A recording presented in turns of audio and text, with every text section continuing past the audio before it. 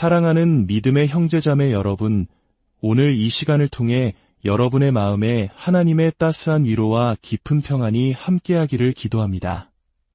잠시 세상의 소음에서 벗어나 우리 영혼을 울리는 이야기에 귀 기울여보는 시간을 갖겠습니다. 만약 오늘 나누는 이 이야기가 여러분의 마음에 작은 울림을 준다면 좋아요와 공유를 통해 이 은혜를 주변 사람들과 함께 나눠주십시오. 여러분의 작은 행동 하나가 또 다른 영혼에게 희망의 씨앗을 심는 귀한 사역이 될 수 있습니다. 주님의 이름으로 여러분 모두를 축복합니다. 우리는 신앙의 증거를 어디에서 찾으려 합니까? 일이 잘 풀릴 때 느끼는 만족감 속에서일까요? 아니면 성공했다고 생각되는 결과물 속에서일까요? 오늘 우리가 찾고자 하는 증거는 그런 곳에 있지 않습니다. 진정한 증거는 바로 당신이 고통 속에서 홀로 흘렸던 그 눈물 웅덩이 속에 있습니다. 너무나 괴로워서 주저앉아 펑펑 울었던 바로 그 순간들 속에 말입니다. 하지만 생각해 보십시오. 당신은 눈물을 다 쏟아낸 후에 어떻게 하셨습니까? 아마도 다시 일어났을 겁니다. 무언가를 했을 겁니다. 그렇죠? 바로 그것이 증거입니다. 당신의 인내, 당신의 다시 일어서는 힘, 그것이 바로 하나님께서 함께 하신다는 가장 강력한 증거입니다. 성경 속 다윗 왕의 이야기를 떠올려 봅시다. 그가 사무엘 선지자로부터 기름 부음을 받을 때 그 기름은 그의 머리 위에서 흘러내렸습니다. 그 기름은 다윗에게 무언가를 말해주고 있었습니다. 바로 이것입니다. 모든 왕에게는 자신만의 동굴이 있을 것이다. 즉, 하나님의 선택을 받은 자라 할지라도 반드시 고통과 시련의 시간을 통과하게 된다는 의미입니다. 그러니 지금 당신이 깊고 어두운 동굴 속에 갇혀 있다고 해서 하나님께서 당신 안에 심어두신 귀한 것들을 포기하거나 중단하지 마십시오. 실망할 수 없는 소망이 무슨 소용이 있겠습니까? 흔들릴 수 없는 믿음이 무슨 의미가 있겠습니까? 진정한 믿음과 소망은 절망의 문턱에서 모든 것이 무너져 내리는 것 같은 순간에도 깨어지지 않고 우리를 붙들어주는 것입니다. 그저 모든 일이 잘 되기를 바라기만 하다가 뜻대로 되지 않았을 때 집에 주저앉아 버린다면 무슨 소용이 있겠습니까? 1시간 동안 은혜로운 말씀을 듣고 집에 돌아가 정작 하나님께서 내 삶에 허락하신 연단의 과정들을 외면하고 저항한다면 무슨 유익이 있겠습니까? 그저 고통스러운 일들을 겪기만 하고 멈춰서서 그 의미를 되새기지 않는다면 우리는 아무것도 배울 수 없습니다. 하나님께서 오늘 말씀하십니다. 오늘 내가 너의 간증을 회복시키겠다. 어쩌면 당신은 하나님께서 앞으로 행하실 일들에 대해 말하기를 멈췄을지도 모릅니다. 상황이 달라질 수 있다는 희망을 이야기하는 것을 포기했을지도 모릅니다. 너무나 실망하고 깊은 상처를 입고 과거의 아픔으로 인해 계속해서 피를 흘리고 있었을지도 모릅니다. 하지만 하나님께서는 바로 그 상처 입은 곳을 치유하고 당신의 살아있는 간증을 다시 구출하기를 원하십니다. 고난, 바로 그 고통이야말로 우리의 인격을 증명하는 시금석입니다. 사도 바울이 말했듯 환난은 인내를, 인내는 연단된 인격을, 연단된 인격은 소망을 이룹니다. 증거는 고난에서부터 시작됩니다. 그리고 그 고난의 경험이 바로 희망의 근거가 됩니다. 하나님께서 그때 나를 위해 이렇게 일하셨지라고 돌아보며 기억할 수 있는 과거의 증거가 있기 때문입니다. 그래서 저는 때때로 제 휴대폰에 무언가를 스크린샷으로 저장해둡니다. 제 인생의 가장 낮은 순간에 하나님께서 가장 위대한 일을 하고 계심을 스스로에게 상기시키기 위해서입니다. 몇 년 전 저는 설교를 마치고 오늘 설교는 정말 별로였어라는 생각에 깊이 자책한 적이 있습니다.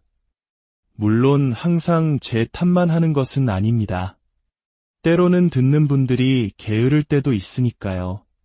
하지만 저는 내가 좀 더 잘할 수 있었는데 더 명확하게 전했어야 했는데라며 스스로를 몰아세우는 편입니다. 그런데 바로 그 주에 한 친구가 저에게 문자 메시지를 보내왔습니다. 그날 설교를 들으며 기록한 노트 사진이었습니다. 그리고 이렇게 적혀 있었죠. 목사님, 이 노트 보시고 힘내세요.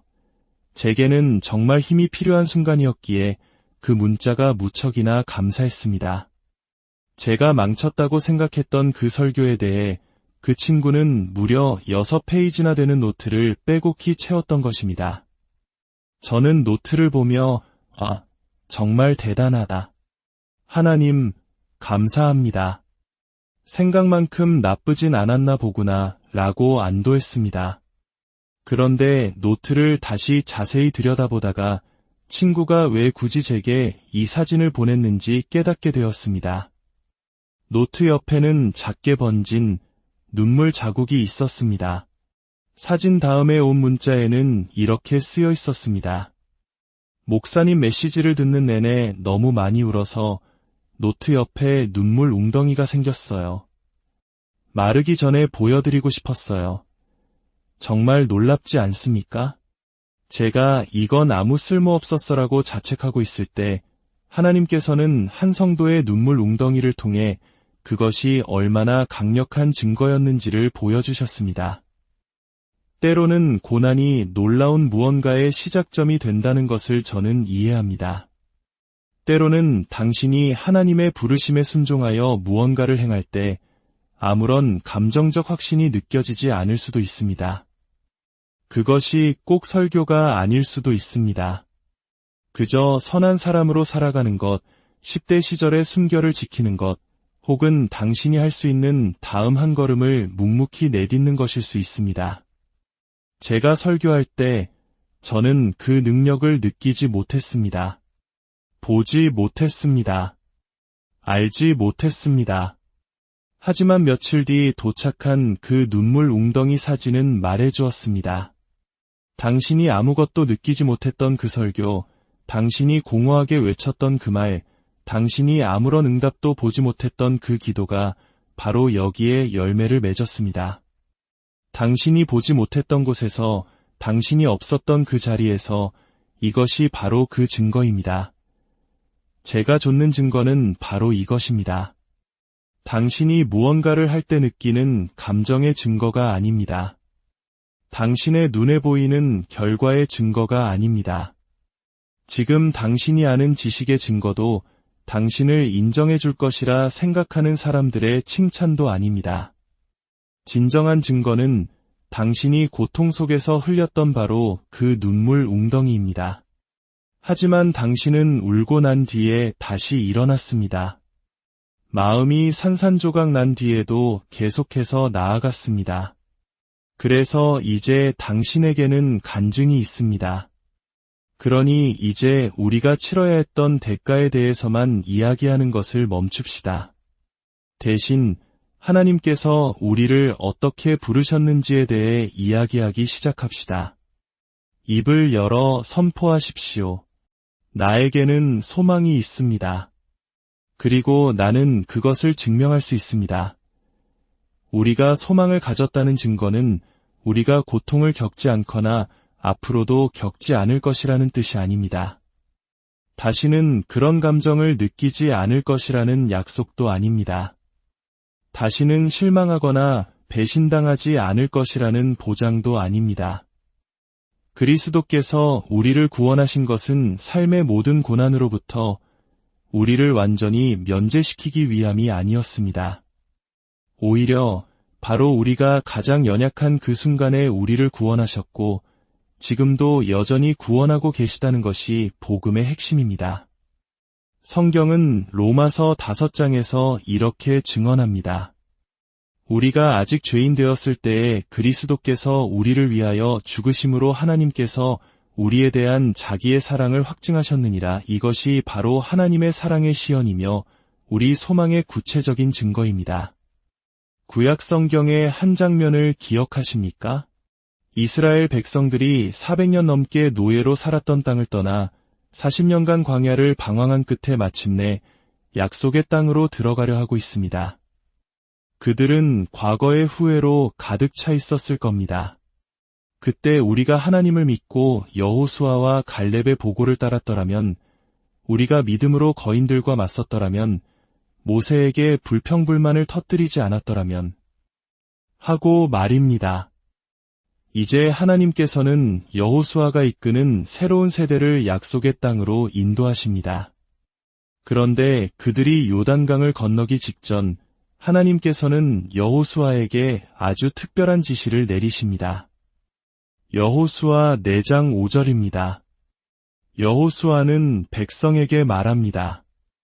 너희의 하나님 여호와의 궤 앞으로 가서 이스라엘 자손의 지파수대로 각기 돌 1개씩 가져다가 어깨에 매라. 이스라엘 지파는 몇 개였습니까?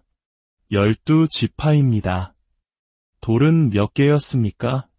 12개입니다. 각 지파를 위한 돌 하나, 그것은 우리가 겪는 모든 시련을 위한 돌 하나이기도 합니다. 당신이 겪는 모든 일 속에서 당신을 하나님 안에서 더욱 강하게 만드는 무언가를 반드시 얻어야 합니다. 내가 이렇게 울기만 하고 약해진 채로 끝나지 않을 것이다. 내가 이 고통을 겪고 더 강해질 것이다. 라고 다짐하십시오. 그리고 6절은 그 이유를 설명합니다. 이것이 너희 중에 표징이 되리라. 후일에 너희의 자손들이 물어 이르되 이 돌들은 무슨 뜻이냐 하거든 잠시 멈춰 생각해 봅시다. 언젠가 당신의 자녀들이 당신의 삶에 대해 물을 때 당신은 어떻게 대답하고 싶습니까? 하나님께서는 말씀하십니다. 너의 간증을 구출하라. 내가 겪어온 모든 것을 지금 이 순간 재정의하라. 이곳을 건너기 힘들었던 강으로만 기억하지 말고 너를 건너게 하신 하나님이 얼마나 위대하셨는지를 기념할 수 있는 증거를 그 안에서 가져오라. 그래서 당신의 자녀들이 그때 그 힘든 일을 어떻게 이겨내셨어요? 외로움과 싸우셨던 적은 없나요? 스스로가 부족하다고 느꼈을 때 어떻게 하셨어요? 우울한 감정이 들 때는 없으셨나요? 라고 물을 때 당신에게는 하나님께서 기적을 행하신다는 것을 가리켜 보여줄 수 있는 증거가 있어야 합니다. 바로 당신 자신이 살아있는 증거입니다. 7절은 이렇게 답하라고 말합니다. 요단 물이 여호와의 언약궤 앞에서 끊어졌나니 이 돌들이 이스라엘 자손에게 영원히 기념이 되리라. 광야가 얼마나 힘들었는지 말해줄까? 가 아닙니다. 우리가 요단강에 이르렀을 때 놀라운 시연이 있었단다. 우리는 어떻게 될지 몰랐지만 하나님의 능력이 나타났지 라고 말하는 것입니다. 우리의 믿음은 어떻게 있지 않습니다. 우리의 믿음은 누구에게? 바로 하나님께 있습니다. 힘들었습니까? 네, 힘들었습니다. 그러나 하나님께서 함께 하셨습니다. 엉망진창이었습니까? 네, 그랬습니다. 그러나 하나님께서 붙드셨습니다. 포기하고 싶었습니까? 네, 간절히 원했습니다. 그러나 하나님께서 일으키셨습니다. 여호수아 9절에는 더 놀라운 비밀이 숨겨져 있습니다. 여호수아는 강에서 꺼내온 12돌 외에 또 다른 12돌을 요단강 한가운데 곧 제사장들의 발이 섰던 그곳에 세웠습니다. 그 돌들은 그들이 가야 할 목적지가 아니라 바로 고난의 현장 한가운데 세워졌습니다. 이것이 무엇을 의미할까요? 요단강에 물이 불어나면 그 돌들은 보이지 않습니다. 오직 가뭄이 들어 강물의 수위가 낮아질 때, 즉 우리 인생에 메마른 시기가 찾아올 때에만 그 돌들이 모습을 드러냅니다. 메마른 시기를 겪고 있는 누군가에게 하나님은 말씀하십니다. 보아라, 강물이 마를 때 내가 겪었던 고통의 바닥에 내가 세워둔 돌들이 있다. 그것은 내가 혼자가 아니었으며 내가 너와 함께 건넜다는 증거이다. 하나님께서 당신을 선택받은 자라 부르시지만 당신은 스스로 버려졌다고 느낄 때가 있습니까? 다윗을 보십시오. 그는 미래의 왕으로 기름 부음 받기로 한 그 순간에도 부름받지 못하고 들에서 양을 치고 있었습니다. 하지만 선지자 사무엘은 알았습니다. 다른 아들들에게 기름을 부으려 할 때마다 이 사람이 아니다라는 것을 알았습니다. 한 주석에 따르면 다윗이 나타나기 전까지 기름병에 기름이 얼어붙어 흘러나오지 않았다고 합니다. 다윗은 왕관을 좇지 않았습니다. 왕관이 다윗을 좇았습니다. 당신이 받은 기름 부음, 즉 당신의 소명은 다른 사람이 인정해 주어야만 진짜가 되는 것이 아닙니다. 사람들이 뭐라고 말하기 전부터 이미 그것은 진짜입니다. 당신을 움직이는 것은 무엇입니까? 당신이 달려가는 목표입니까? 아니면 당신이 도망치는 과거입니까? 사람들은 당신이 무엇을 향해 달려가는지를 보고 당신을 판단하고 칭찬합니다. 하지만 성경 속 다윗은 왕이었음에도 불구하고 동굴에 있었습니다. 그는 거인에게서 도망친 것이 아니었습니다. 하나님의 사명에서 도망친 것도 아니었습니다. 그는 자신을 죽이려는 사울 왕에게서 쫓기고 있었습니다. 선임자였던 사울은 다윗에게 바통을 넘겨주어야 했지만 대신 그 바통으로 다윗의 머리를 내리치고 있었습니다. 우리는 때로 제대로 물려받지 못한 것들 때문에 상처 주는 것들을 물려받았기 때문에 달립니다. 왜 내가 나 자신에게 이토록 가혹한지, 왜 분노하기 쉬운지, 왜 잘 되어가는 일 속에서도 잘못될 부분을 먼저 찾는지 돌아보면 제대로 건네받지 못한 바통 때문에 생긴 상처들이 있음을 발견하게 됩니다. 기름 부음의 기름은 다윗의 머리에만 머무르지 않고 온몸으로 흘러내렸습니다. 그것은 그의 운명을 상징하는 동시에 그에게 속삭이고 있었습니다. 모든 왕에게는 동굴이 있을 것이다. 지금 당신이 머무는 그 동굴이 당신의 정체성을 혼란스럽게 만들도록 내버려 두지 마십시오. 당신의 상황 이전에 하나님께서 당신의 삶에 대해 선포하신 말씀이 있습니다.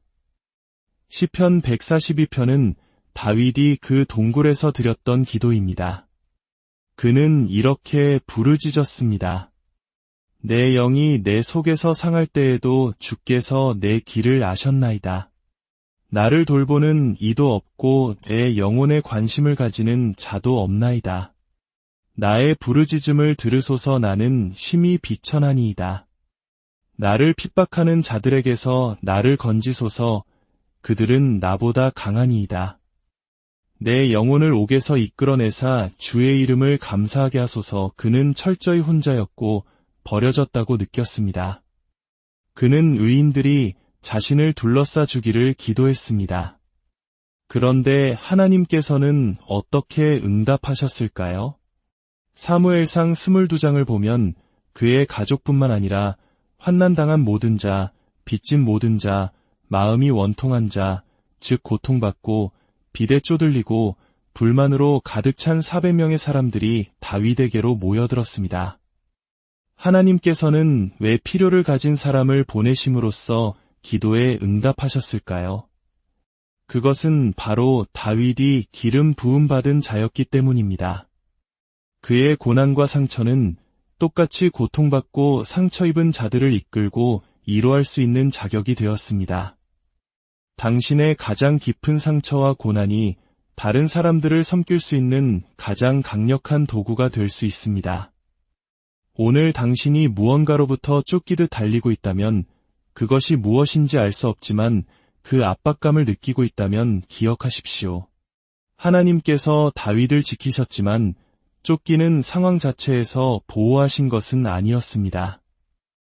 쫓기는 중에도 그가 선택받은 자임을 지켜주셨습니다. 우리의 기대는 우리를 쫓는 것이 아무것도 없으리라는 것이 아니라 쫓기는 중에도 우리는 여전히 하나님의 선택받은 자녀라는 사실에 두어야 합니다. 당신의 도구함에 어떤 도구들이 있습니까? 한 설교자가 말했습니다. 당신이 사용하는 도구들을 보면 당신이 어떤 어려움을 겪어왔는지 알 수 있습니다. 당신이 우울함과 싸워왔다면 당신은 다른 우울한 사람들을 도울 수 있는 도구를 갖게 된 것입니다. 당신이 겪어온 고난은 당신만의 것이 아니라 다른 이들을 섬기기 위한 하나님의 선물이 될 수 있습니다. 형제자매 여러분, 당신이 겪은 눈물과 고통은 결코 헛되지 않았습니다. 그것은 당신의 인격을 연단했고 흔들리지 않는 소망을 낳았으며 당신이 하나님의 사랑받는 자녀라는 살아있는 증거가 되었습니다. 이제 당신의 동굴에서 나와 당신의 간증을 세상에 선포하십시오. 당신의 삶이 또 다른 영혼에게 희망의 증거가 될 것입니다. 주님의 크신 사랑과 은혜가 이 말씀을 듣는 모든 분들의 삶 가운데 강물처럼